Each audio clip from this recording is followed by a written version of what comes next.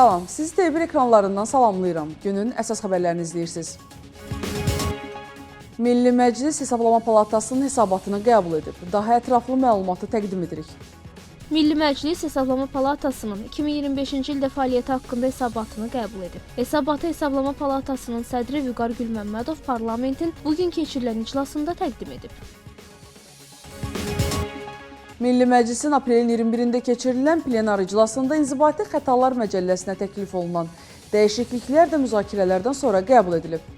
Milli Məclisin bugün keçirilən plenar iclasında İnzibati Xətalar Məcəlləsinə təklif olunan dəyişikliklər müzakirələrdən sonra qəbul edilib. Yeni qanun layihəsinə əsasən dilənçiliklə məşğul olmağa görə xəbərdarlıq ediləcək, yaxud 100 manatdan 200 manata dək məbləğdə cərimələnəcək və ya işin halları və pozuntu törədənin şəxsiyyəti nəzərə alınmaqla bu tədbirlərin tətbiqi kifayət sayılmadıqda 10 günədək müddətdə inzibati həbs tətbiq olunacaq. Yetkinlik yaşına çatmayan şəxsin dilənçiliyə cəlb edilməsinə görə 200 manatdan 500 manata dək məbləğdə cərimə ediləcək və ya işin halları və pozuntu törədənin şəxsiyyəti nəzərə alınmaqla bu tədbirlərin tətbiqi kifayət sayılmadıqda 15 günədək müddətdə inzibati həbs tətbiq olunacaq. Qanun layihəsinə əsasən həmçinin təhsil, tibb, mədəniyyət, sosial xidmət, penitensiar müəssisələrinin işçiləri və ya valideynlər tərəfindən uşaqda zorakılıq əlamətləri aşkar edildikdə bu barədə hüquq mühafizə orqanlarına məlumat verilməməsinə görə həm fiziki şəxslər, həm vəzifəli şəxslər üçün cərimələr müəyyən edilir. Eyni zamanda müvafiq müəssisələrdə uşaqlar arasında davamlı təzyiqin və aqressiv davranışın qarşısının alınmasına görə də cərimələr nəzərdə tutulur. Valideynlər və müvafiq işçilər tərəfindən tərbiyə məqsədi ilə uşağa qarşı cismani cəzanın, yəni fiziki və psixoloji zorakılığın tətbiq edilməsinə görə də cərimə müəyyən edilir. Süni intellektlə hazırlanan materialların yayılmasına dair məhdudiyyətlər müəyyənləşir. Daha ətraflı sujeti təqdim edirik.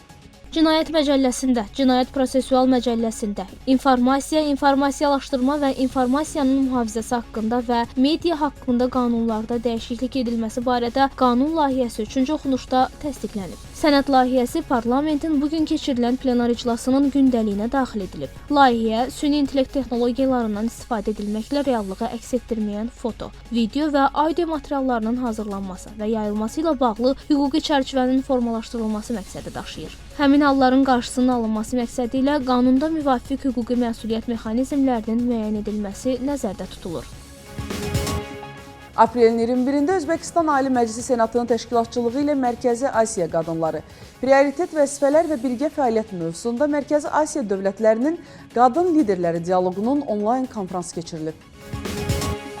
Ölkəmizdə səfərdə olan İrlandiya-Azərbaycan parlamentlərarası dostluq qrupunun rəhbəri Tony McCormack'ın başçılıq etdiyi İrlandiya parlament nümayəndə heyəti aprelin 21-də Bakıda Zəfər parkında olub.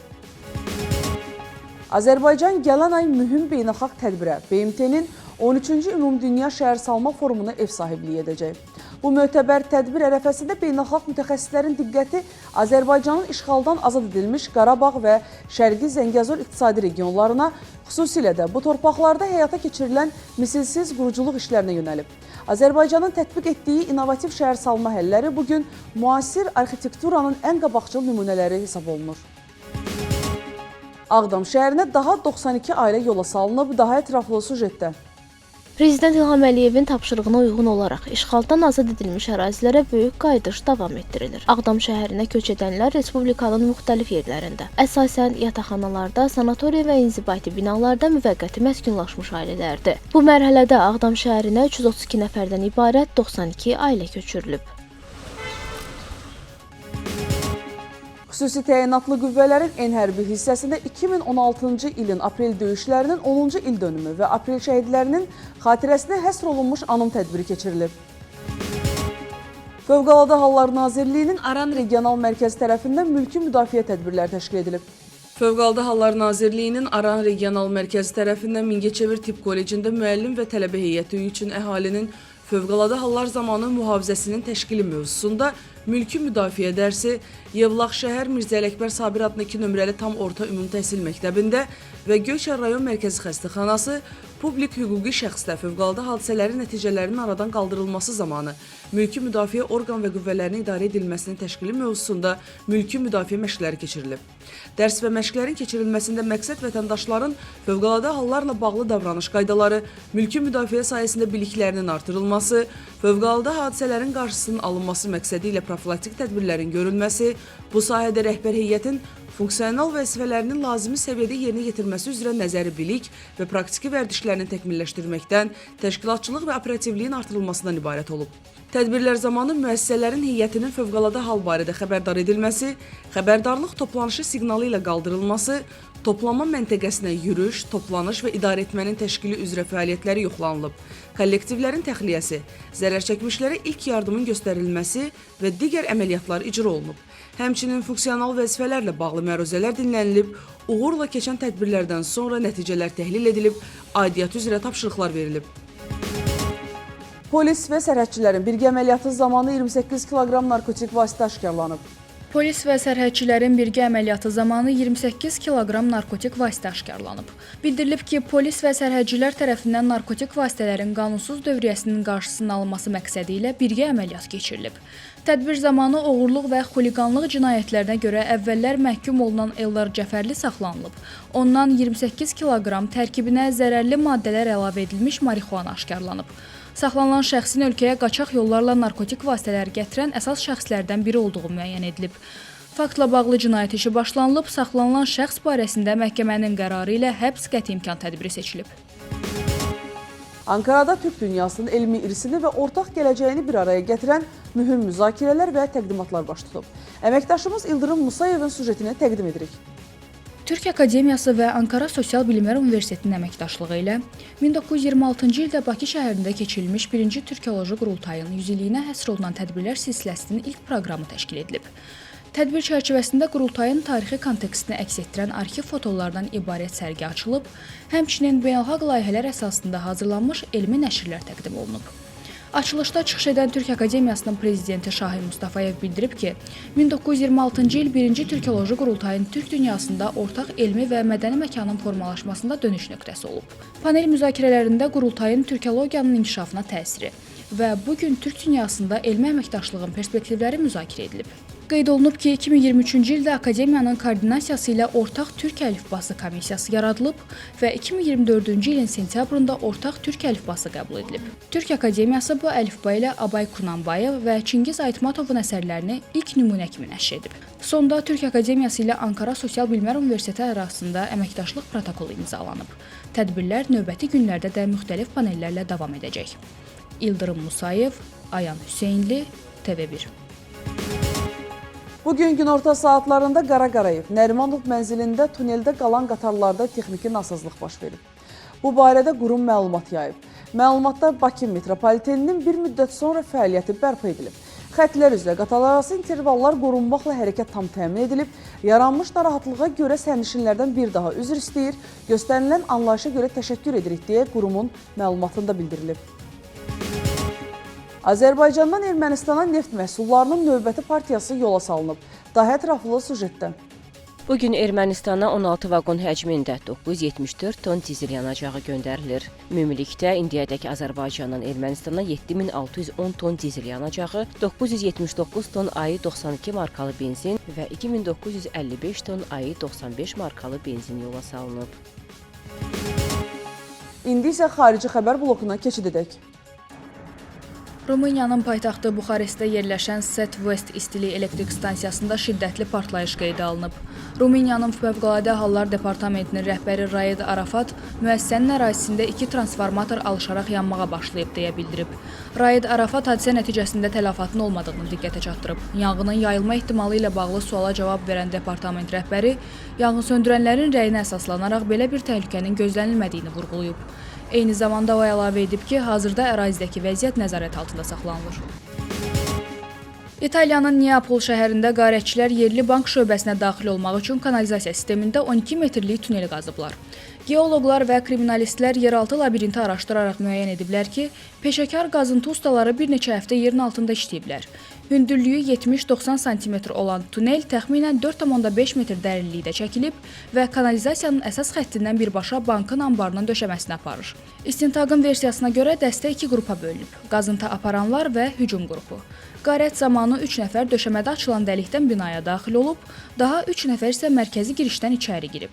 Onlar seyflər açılarkən 25 nəfəri girov saxlayıblar. Hadisə yerində polislər elektrik generatoru, müxtəlif alətlər və 2 ədəd saxta tapança aşkarlayıb. saxlayıblar. Hücum edənlərin üzləri gizlədilsə də polis onların barmaq izləri vasitəsilə müəyyən ediləcəyinə ümid edir.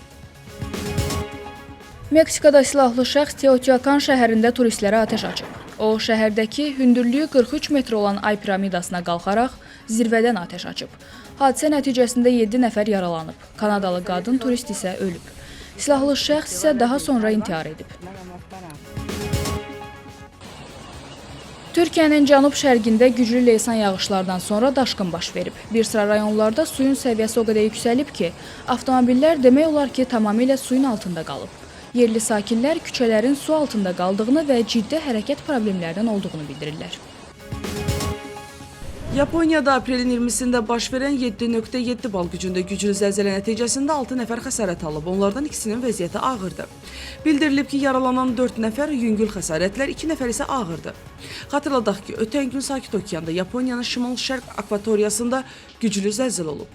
Seismik hadisə Honsu adasının şimalında yerləşən Aomori prefekturasında baş verib. Ölkənin bir neçə bölgəsində hündürlüyü 3 metrə çatan tsunami xəbərdarlığı edilib. Yaponiyanın Kyoto xəbər agentliyinin yaydığı məlumata görə, Yaponiya özünü müdafiə quru qoşunları ölkənin cənub-qərbində yerləşən Oita prefekturasındakı təlim poligonunda keçirilən tank təlimi zamanı partlayış baş verdiyini açıqlayıb. Məlumatda bildirilir ki, tank mərmisi atəş açılmadan öncə partlayıb. Hadisə nəticəsində 3 hərbiçi həyatını itirib, yaralanan bir əsgər isə üz nahiyəsindən yanıq xəsarətləri alıb. Koizumi Shinjiro Yaponiya Müdafiə Nazirliyinin rəhbəri olaraq hadisə ilə bağlı açıqlamasında partlayışın səbəblərinin araşdırıldığını bildirib. O qeyd edib, baş verən hadisə son dərəcə üzücüdür. Bütün zəruri təhlükəsizlik tədbirləri görüləcək. Moskva Nəqliyyat Departamentinin mətbuat xidmətinin məlumatına əsasən, Moskvada Sokolniçeskaya xəttində qatarın texniki nasazlığı səbəbindən problem yaranıb. Sokolniçeskaya xəttində xidmət müvəqqəti olaraq dayandırılıb. Bu, xəttin bu hissəsindəki qatarlarından birində baş verdiyi texniki nasazlıqla əlaqədardır.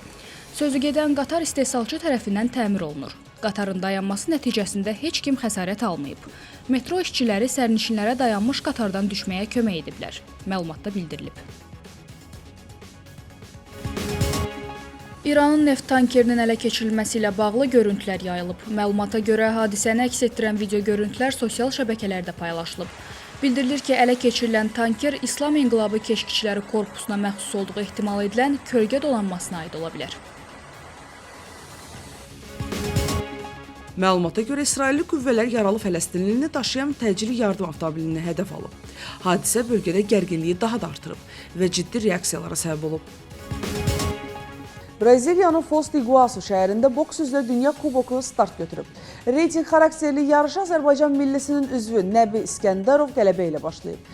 Qeyd edək ki, Dünya Kuboku aprelin 26-sında başa çatacaq. İndi isə hava haqqında məlumatla tanış olaq. Milli Hidrometeorologiya Xidmətinin məlumatına əsasən Bakıda və Abşeron yarımadasında hava şəraitinin dəyişkən buludlu olacağı, arabir tutulacağı, əsasən yağmursuz keçəcəyi gözlənilir.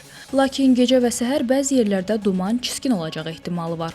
Şimal-qərb küləyi günün ikinci yarısında mülayim cənub-şərq küləyi ilə əvəz olunacaq. Havanın temperaturu gecə 9-11 dərəcə isti, gündüz 15-20 dərəcə isti olacaq. Bugünə çatdıracaqlarımız bu qədər. Sizinlə mən idim, Esmira Turan. Sağ olun.